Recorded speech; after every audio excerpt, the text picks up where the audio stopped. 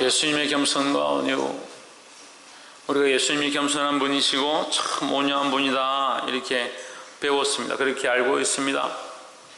근데 우리가 좀 고민해 봐야 될 것은 예수님이 겸손하신데 성전에 들어가서 노건으로 채찍을 만들어서 상을 뒤집어 엎고 채찍으로 사람들을 치고 쫓아내고 그러한 일들을 하셨다는 것. 바리새인들과 서기관들을 향해서 이 독사의 자식들아 책망하시고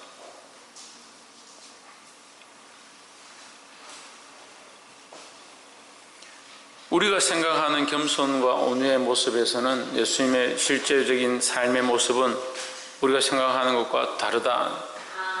그럼 예수님의 겸손과 온유는 왜 겸손하고 온유하다라고 하느냐? 오늘 본문 말씀해 보면 보라 세상죄를 지고 가는 어린 양이로다 라는 말씀이 있습니다. 29절을 한번 보십시오. 이튿날 요한이 예수께서 자기에게 나오심을 보고 이르되 보라 세상죄를 지고 가는 하나님의 어린 양이로다 했습니다. 뭐라고요? 세상죄를 지고 가는 하나님의 어린 양이로다.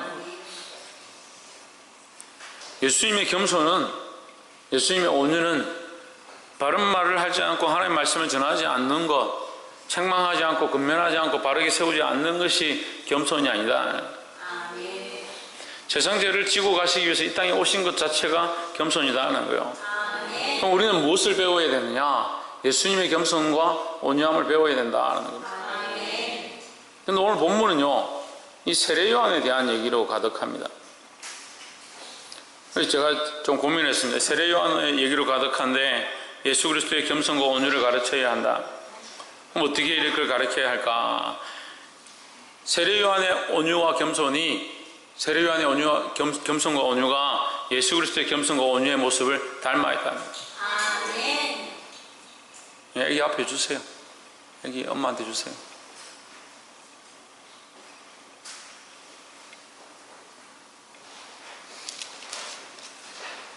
오늘 비도 오고 사람도 별로 안 왔고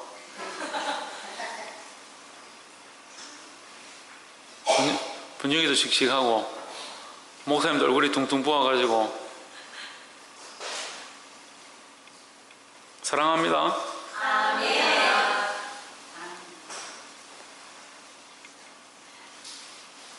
좀 부드럽게 좀 합시다.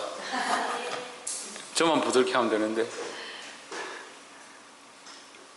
예수님의 이 겸손과 온유, 이것을 배우자 라고 오늘 본문을 준비했는데, 이 세례 요한의 겸손과, 이 본문은 세례 요한의 겸손과 온유에 대한 모습이 나오는 거예요. 그런데 이 세례 요한의 겸손과 온유가 누구를 비추고 있느냐? 예수 그리스도를 비추고 있는 거예요.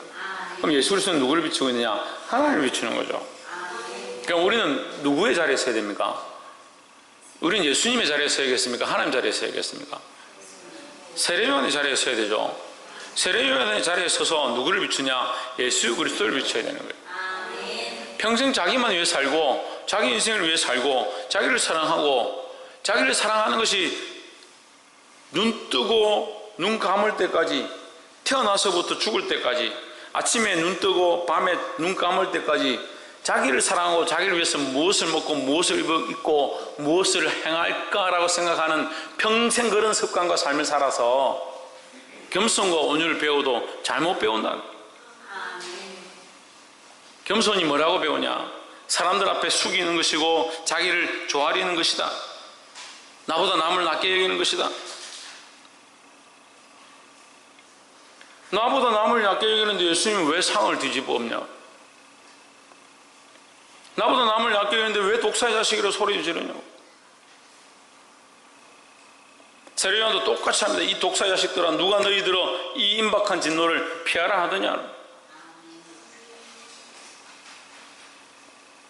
그러다 세례 요한 목이 잘렸죠. 저도 계속 이렇게 하면 이제 언젠가 목이 잘리겠죠.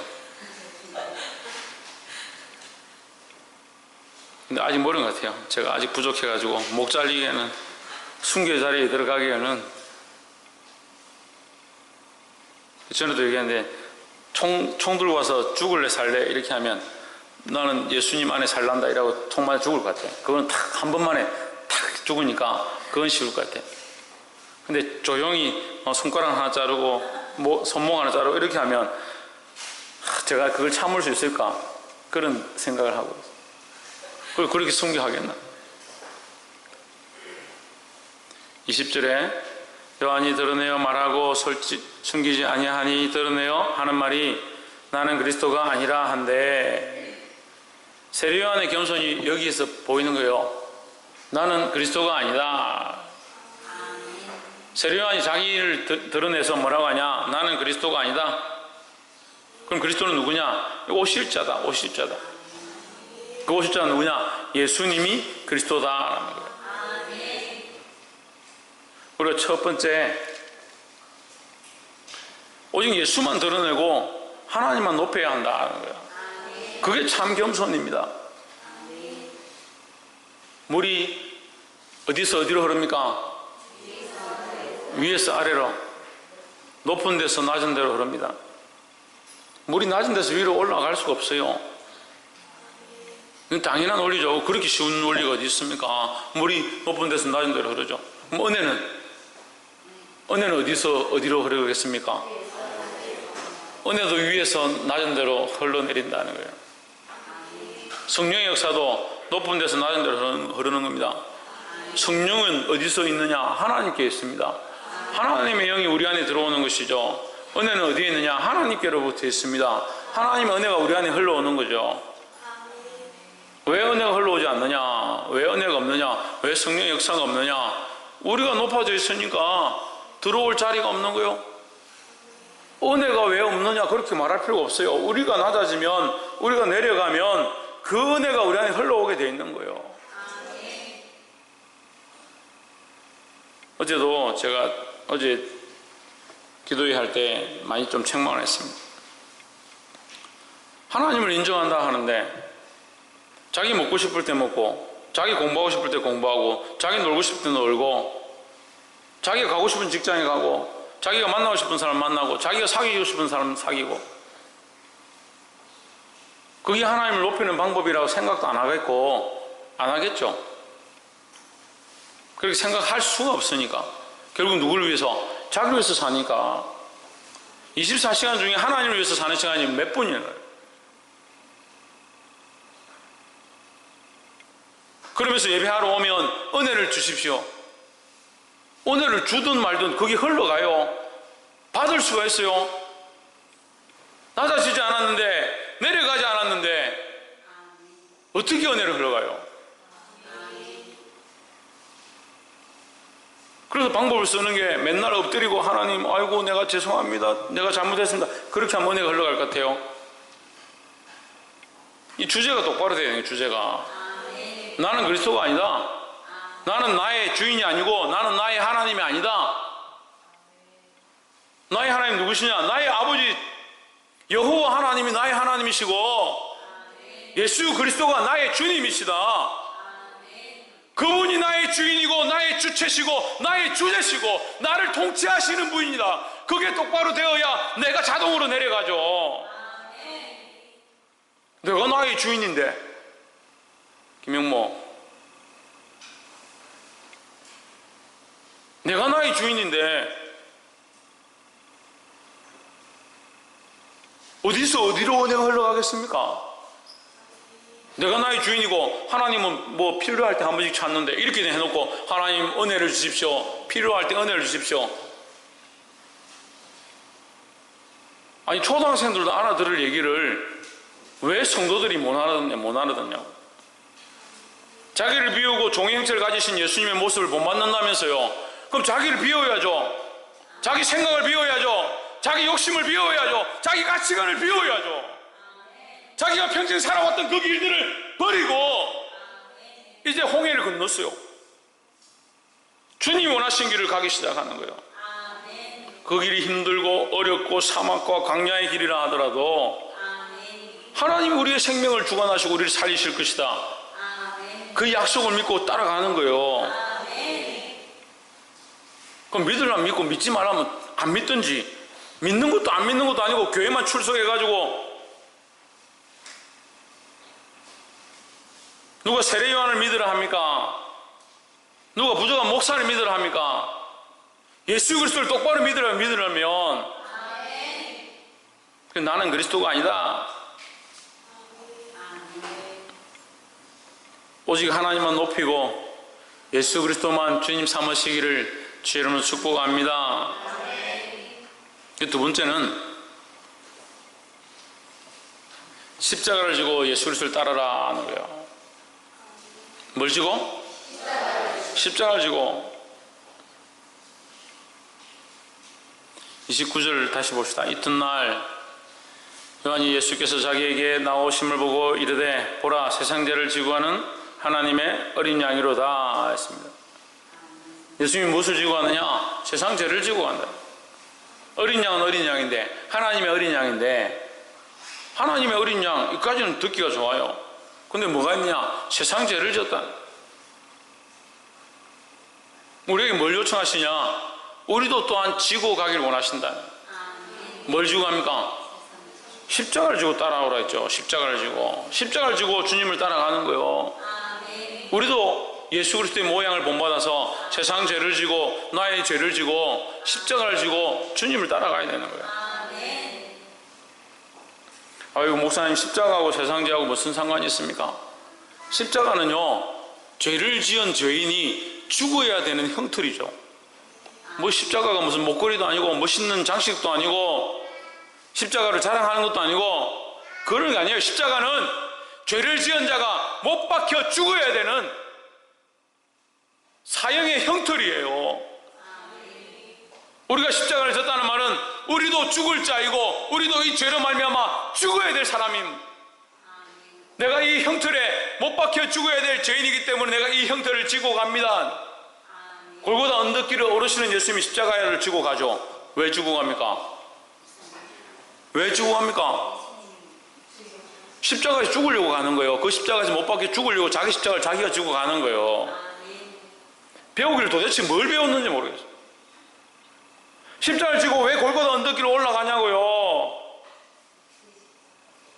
자기 십자가를 자기가 진 거예요. 예수님이 자기 십자가를 진 거예요. 근데 예수님이 죽으시면 뭡니까? 우리가 수요 예배 때 로마서 말씀 가지고 했잖아요. 예수님이 죽으시면 뭐예요? 우리 죄 때문에 죽은 거죠. 자기 죄가 없으니까. 예수님은 죄가 없기 때문에 죽으셨지만 죄의 결과의 대가에 의한 죽음이 아니다라는 거예요. 그래서 예수님이 죽으심으로 우리가 뭐 어떻게 된다? 살게 된다는 거예요.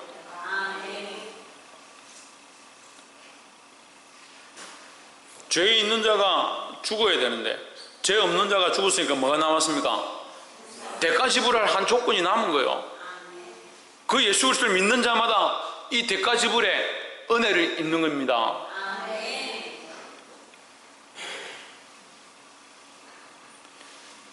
이 십자가를 지고 예수 그리스도를 따라가기를 주의 이름으로 축복합니다. 그 십자가에 그럼 뭐가 있을까요? 우리가 지고 가는 십자가는 뭐가 있을까요? 나의 죄와 욕심이 있죠. 그래서 나의 정과 욕심이 그 십자가에 못 박혀 있죠. 그러니까 이 십자가에 못 박아버린, 이미 십자가에 못 박아 죽어버린 정과 욕심이 여기 십자가에 있어야 되는데 자기 정과 자기 정욕과 욕심을 십자가에 못 박지 않으니까, 세상 복락을 십자가에 못 박지 않으니까, 찬양은 세상 즐거움 다 버리고, 찬양은 그렇게 부르는 거예요. 세상 잘한다 다 버렸다라고.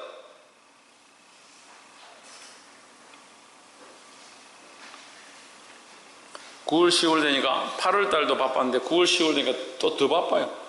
계속 이제 목회를 하니까 목사님들 목사회 가야 되죠, 시찰에 가야 되죠, 노회 가야 되죠, 연합회 가야 되죠, 동문회 가야 되죠.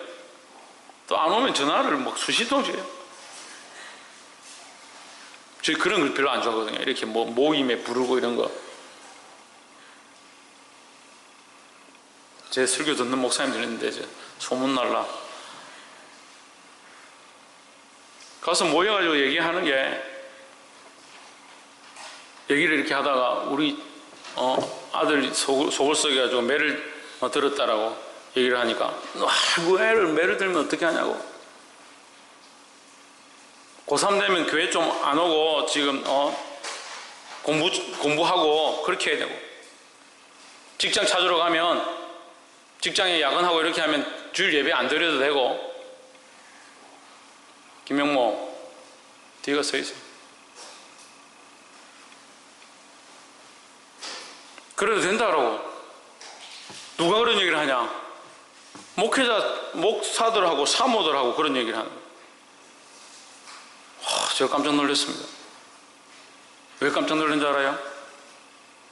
자기가 자기 자식을 그렇게 해야 된다라고 하면 자기 성도들은 어떻게 하겠어요? 자기 성도들한테는 뭐라고 말하겠어요?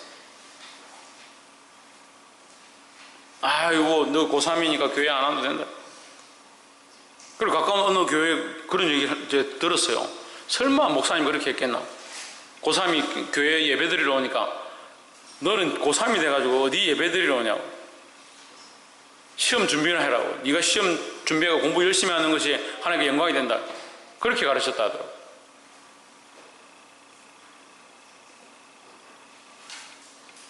맞는 얘기처럼 들려요. 잘못 들으면. 뭐가 없으면, 하나님 없으면 하나님 앞에서 그렇게 말하겠습니까? 하나님 나의 주제시고 예수 그리스도가 나의 주님이시면 그렇게 말하겠냐고요. 인생의 성공의 방향과 사람들 앞에 잘 되는 거, 그게 기준이 되면요, 그렇게 하는 게 옳은 것처럼 들리죠. 사람들이 보는 눈들을 두려워하니까 목사들이 해야 될 말을 안 하고 말씀을 전해야 될 똑바로 하나님 말씀 전하지 않고, 세례요한이 이 광야에서, 이 들판에서 서기관들과 바리새인들과 고관들이 나오고 관리들이 와서 찾아올 때 바른 말들을 합니다. 나는 그리스도가 아니다.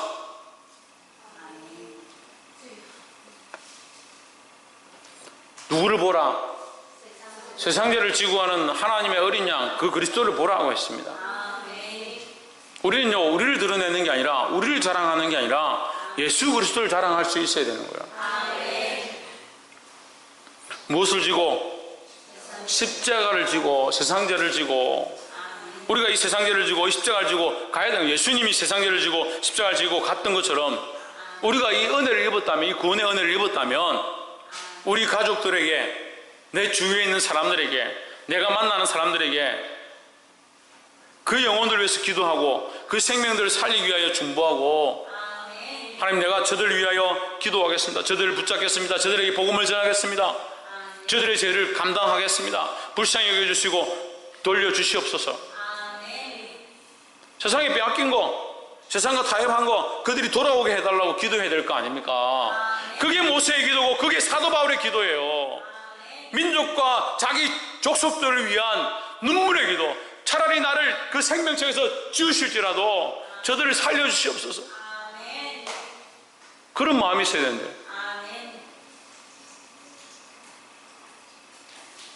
구원의 은혜들을 상실해가고 시대를 상실해가고 성령의 능력들을 상실해가니까 영혼들을 위한 기도가 전부 무슨 기도하고 있냐? 뭐 좀 먹게 하시고, 뭐 좀 잘되게 하시고, 뭐 좀 출세하게 하시고.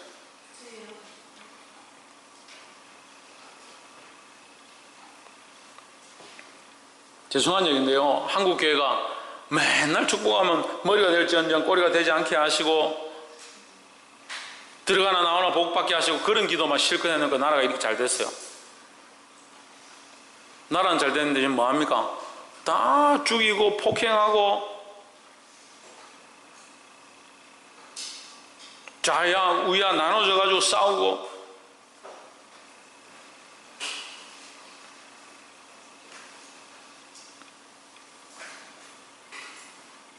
교회들도 지금 심각해요.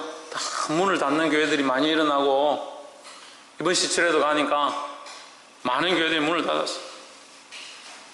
한 번 시철에 한 번씩 갈 때마다 제가 1년에 2번 가는데 한두 교회씩 꼭 문을 닫는 거예요.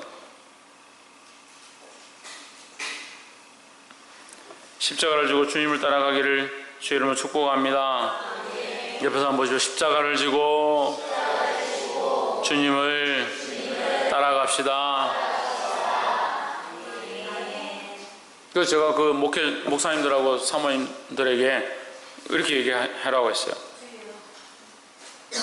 내가 십자가를 지고 이 목회를 시작하고 내가 십자가를 지고 이 사역들을 감당한다면 다른 사람들에게도 이 십자가를 지고 나와 함께 주님을 따라가자 해야 될 거 아니냐,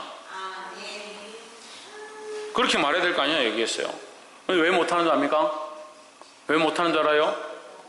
참 사랑이 없어서요. 참 사랑이 없어서.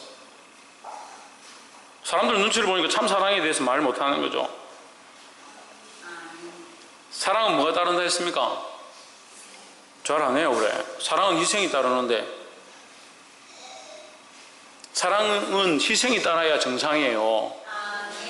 근데 사랑하는데 달콤하고 좋고 기쁘기만 하다면 그건 참 사랑이 아니에요. 하나님의 사랑을 누구에게 주셨냐? 우리에게 주셨어요. 그래서 부모가 자식을 낳을 때 자기 몸의 일부를 떼서 자식에게 주는 거예요. 피를 쏟고 자식을 낳습니다. 해산의 고통을 느끼고 자식을 낳습니다. 그 고통 가운데 태어난 자식이 내 몸에 떨어지고 내 영양분을 빼앗아가고 내 피를 쏟았기 때문에 꼴보고 싶고 죽이고 싶고 그래요. 그렇지 않죠. 그렇게 사랑스러울 수가 없죠. 그게 하나님의 마음이에요. 그게 하나님의 사랑의 원리라고요. 사랑은 뭐가 따른다? 희생이 따른다고요. 근데 사랑하는데 자꾸 죽이면 해요. 희생을 가르치지 않습니다.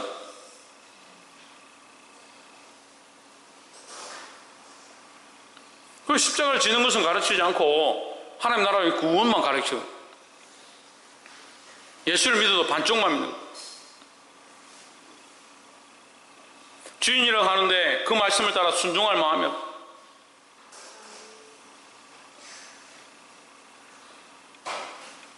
복이 되길 주 이름으로 축복합니다. 아멘. 마지막으로 이 복음을 전파하는 자가 되어야 된다는 거예요. 참 겸손과 온유는 이 참된 복음, 이 예수 그리스도를 전하는 데 있다라는 거예요. 31절과 34절에 31절 봅시다. 나도 그를 알지 못하였으나 내가 와서 물로 세례를 주는 것은 그를 이스라엘에게 나타내려 함이라 했습니다. 뭐하려 한다고요? 나타내려 한다. 나타내려. 누구를? 예수 그리스도를 나타내려 한다. 이 세례 요한의 목적이 뭐냐? 예수님을 나타내려 한다. 23절 한번 보세요. 이 세례 요한의 목적이 뭐냐? 내가 먼저 온 목적이 뭐냐? 난 선지자도 아니고 그리스도도 아니다. 나의 목적이 뭐냐? 강야에서 외치는 자의 소리다. 외치는 자가 되어 외치는 자가, 아무도 외치지 않는, 아무도 없는 그곳에서 이 복음을 외치고 아무도 예배하지 않는 곳에 내가 예배하겠다. 그런 자들이 되어야 되죠.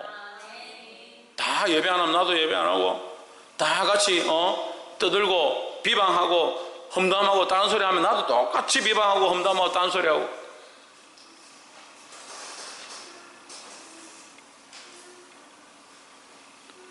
강나에 외치는 자의 소리가 되어서 누구를 외치냐? 예수 그리스도를 외치고 예수 그리스도를 전하는 자가 되어야 되겠네.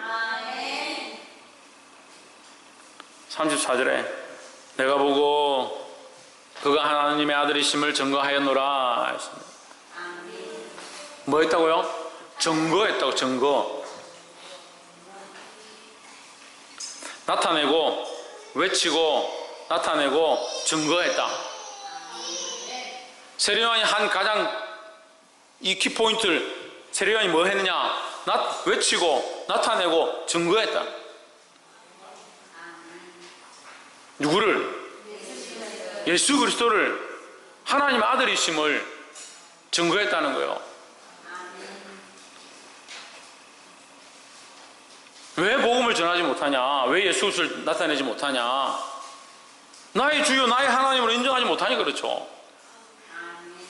나의 주요 나의 하나님, 내게 가장 귀한 분, 나의 가장 큰 사랑, 그 사랑을 자랑하고 싶고 내게 가장 귀한 분, 그분을 말하고 싶어야 되는데 다른 얘기가 하고 싶고 다른 걸 드러내고 싶고,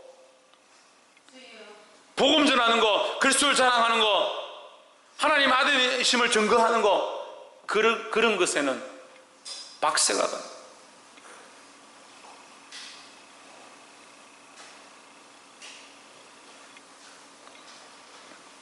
볼 수 있기를 주님으로 축복합니다.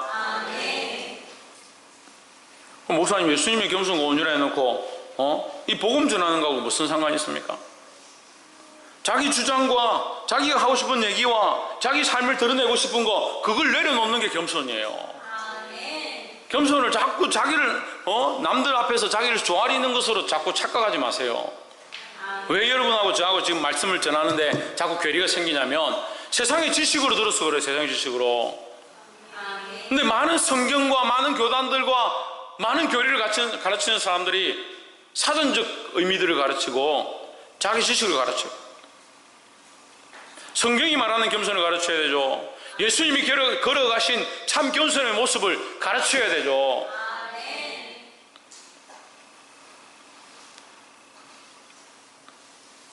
이걸 예수님께 대입하면 그대로 맞아요. 자기를 드러내지 않았다. 누구를 드러냈다? 하나님을 드러냈다. 십자가를 지고 하나님이 가라고 하신 그 길을 걸어갔다. 오직 복음만 전하고 생명 살리는 데 힘썼다. 이 세 가지 예수님이 하신 모습들이잖아요. 예수님이 겸손하셨기 때문에 이 모습들을 행한 거예요. 겸손하시기 때문에 이 일을 행한 거예요. 우리가 이 길을 따라가야 될 줄 믿습니다. 사랑하는 성도 여러분, 이 예수님 가신 이 길, 이 말씀을 들은 대로 참 겸손과 온유의 길을 살아감으로 승리할 수 있는 저와 여러분 되기를 제 이름으로 축복합니다.